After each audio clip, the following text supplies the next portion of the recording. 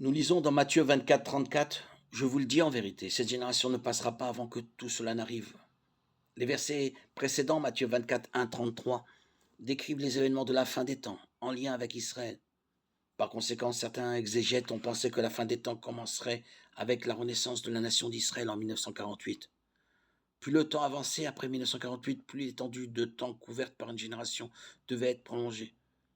Cela fait maintenant plus de 60 ans, soit bien plus que la définition traditionnelle d'une génération.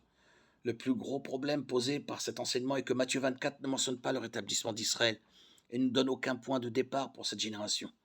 Le contexte semble montrer que quand les événements de la fin des temps commenceront, ils se dérouleront rapidement.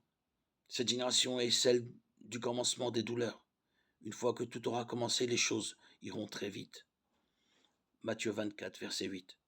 La prophétie de Jésus en Matthieu 24 a peut-être aussi un double accomplissement. Certains événements décrits sont déjà survenus en 70 après Jésus-Christ, quand les Romains ont détruit Jérusalem, tandis que d'autres, par exemple ceux décrits au verset 29-31, sont encore à venir.